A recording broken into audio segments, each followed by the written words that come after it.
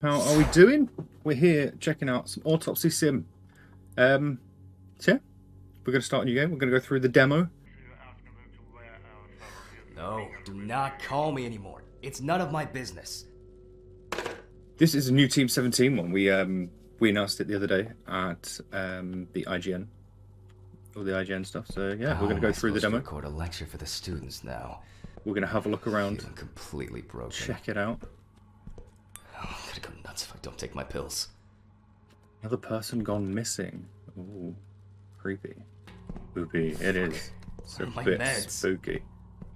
Meds. Pills. There we go. So how's everyone? You should 100% trust me with a scalpel. Don't know what you're talking about. Why wouldn't you trust me with a scalpel?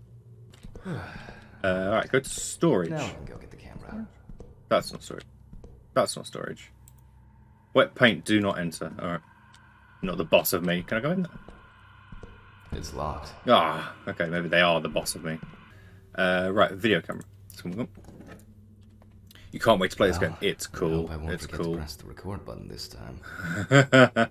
Let's go to the autopsy room. So this is the autopsy room. I'm wondering how the new tripod is going to work. I don't think that's opal. That doesn't look like opal. So yeah, don't think it's. Yeah, soap. Is soap going to be like a very sought after thing?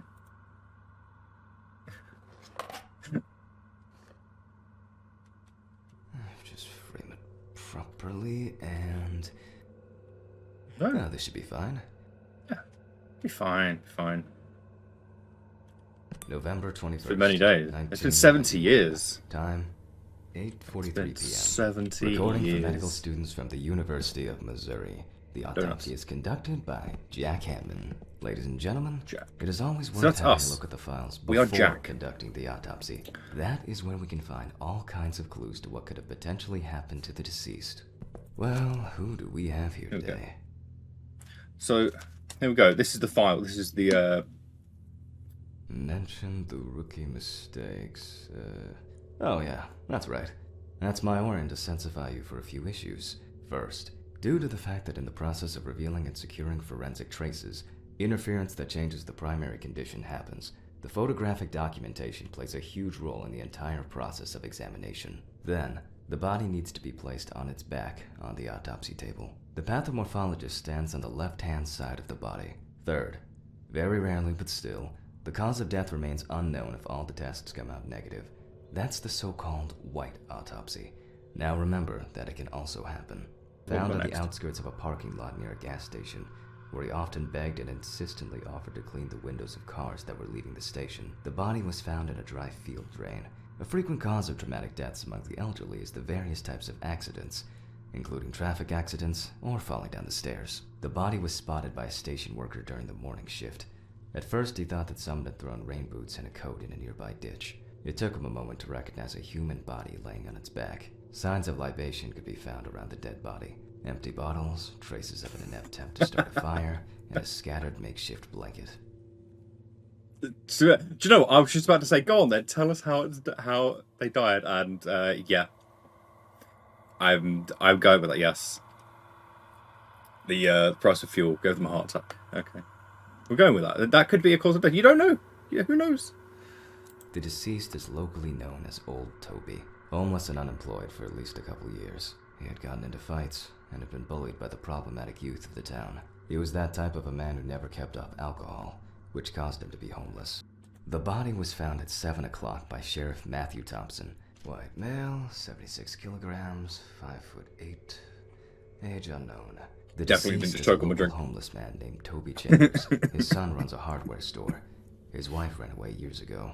Local police have talked to residents, so we know more about the deceased. For example, that he loved drinking, and by no means was abstinent. Such clues can direct us to things that are worth keeping in mind during the autopsy. We've got all the information. Now we can get to work. So now we're going to put gloves on. We're going to need the camera. It should be here somewhere. Very clean. There we go. Camera. Right. Let's follow the procedure and prepare photo documentation. We must follow the top-down rule. Luckily, we don't have to take pictures of the clothes this time. We are only focusing on the body. Voila! Now we move on to the next step. Trace search. So we're going to take pictures of what we think. People feet. affected by homelessness most often die from accidents, alcohol abuse, or they freeze to death. Unfortunately, both suicide and homicide are also quite common. Well, Get it wish listed, yeah. The exclamation mark autopsy will bring up a link to. There you go, to the store page. There's nothing left to say. Old Toby didn't spare himself. Toby. That's something interesting. While making photographic documentation, ecchymosis can be seen on the deceased man's head. The appearance indicates the intravital nature of the wound. We'll come back later to see if everything is alright with the brain. So far, a possible cause of death, a freezing, and a fall where he hit his head. Right. Yeah, the odor can be alcohol poisoning. Alcohol intoxication. Now let's check the level of muscle tension. Okay. This will allow us to establish time. This is my mouse skills here. Hand. So if you see here, this. I'm used to the camera being the other way. This is what we're going to try and do. Who died of a broken heart? Going to lift it up, keep it in within the lines. Down a little bit, and then back up again. And then let go. The stronger the rigor mortis gets, the greater the resistance from the muscles will be. As you can see, the hand falls loose. The rigor mortis has already subsided. We can then assume that the time of death stated in the files is correct. We are now going to start cutting during the autopsy, so if you feel free to look away, the incision trigger warning. So we go in a Y shape here, around the belly button. Next, we separate the skin and prepare to remove the ribs. The adipose tissue has an intense yellow hue. As you probably already guessed, we're going to need the scissors. I'm going to need the scissors.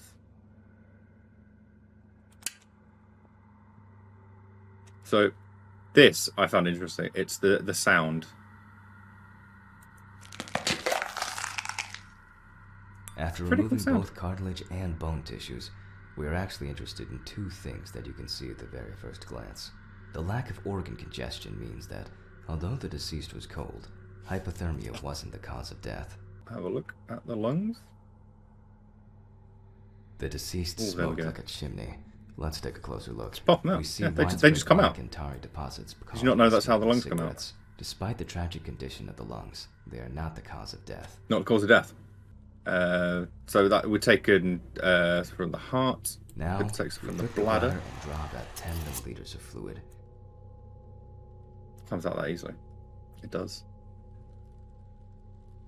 We also collect the fluid from the deceased to determine the level of alcohol concentration in the vitreous humor.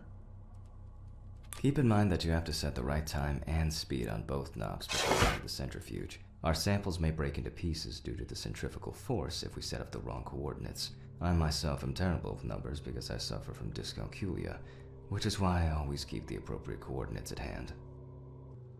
Right, let's go. What we got? 40 minutes. Go. And set the speed to click, click, clunk. There we go. Start the mixer. Go, drop it, definitely. Yes, that is exactly the name I was going for. Damn it!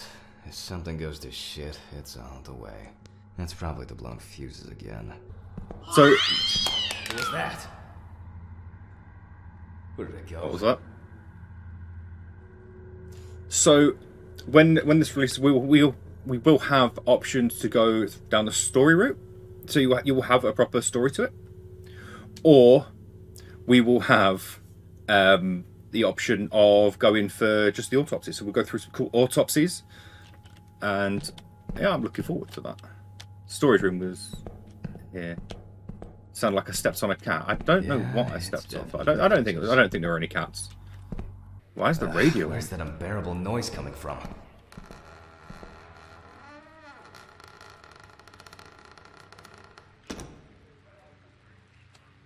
Who closed my door? Who closed my door? That's strange. I'm pretty sure I closed the window. It's definitely closed. I checked it. Human anatomy. Where were we? Yes, oh, yeah. where were we? Alright, let's see what we've got here. Back to the mixer. Go. Right. Well, everything is telling us that the BAC, blood alcohol concentration, is high. Hence the smell we're getting from the deceased. Yeah. Still, to be 100% sure, I have to send the samples to the lab. Ah, there we go. Cut organ. Should we see? If I can get through this without touching the side, I will be very pleased with myself, and it will be the first time. And I'm definitely not like trying really, really hard. My mouse control is not the best. Is that sealing back up behind me?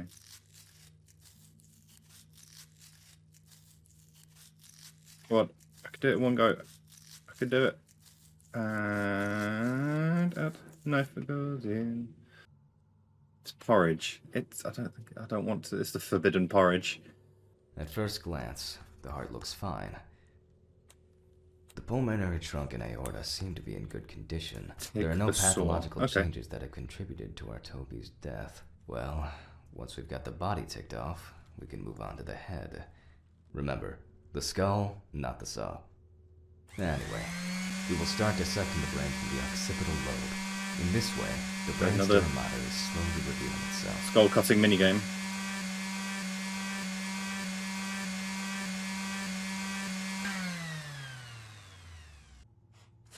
Holding a knife with a long, narrow blade in your dominant hand, cut the cranial nerves on both sides, pulling the brain towards you. Alright. See if we could do this in one go. This will be a first for me. Remember, just one small fragment examined. Tiny little bit of the brain. It's okay. We need a little bit. Or confirm our doubts. We then take the fragment of the brain to the tray and, literally and figuratively, go over it with a fine-tooth. Just as I initially suspected, we can rule the fatal accident out as well. And it just pops out just like that. There you go. Section of the While cutting trachea. A small organ, such as the trachea, we must perform a precise incision. To be able to cut with a very typical blade, we must hold the knife as if it was a stylus. There you go. See, I'm good. I'm good at this. We've got it. Based on the report and preliminary documentation, it is safe to assume that the deceased passed out after consumption of alcohol, and now it's all clear. The death was caused by suffocation. There you go. Death by suffocation. Ta-da! Of course, death asphyxiation.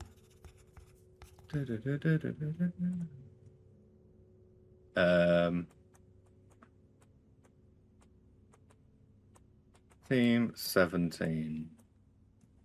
There we go. It went quite smoothly today. I'm about to get off. Go and, I'm coming. The phone was in my office, wasn't it? It's not the banana phone. It's dark. Oh, no. Leave a message. Good evening. How are you? How are you?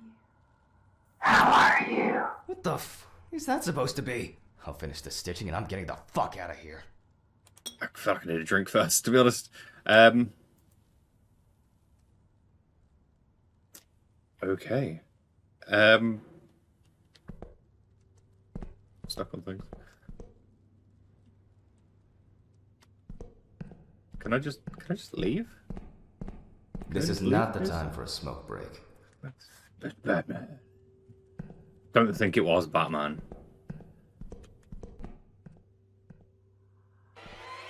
What the fuck? Where's my body gone? Where did the body go?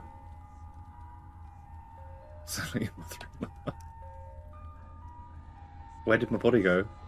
Oh, I hadn't finished stitching him up. And we'd also removed the heart. And quite a lot. We'd removed quite a lot. There you go. So that is the demo of Autopsy Simulator.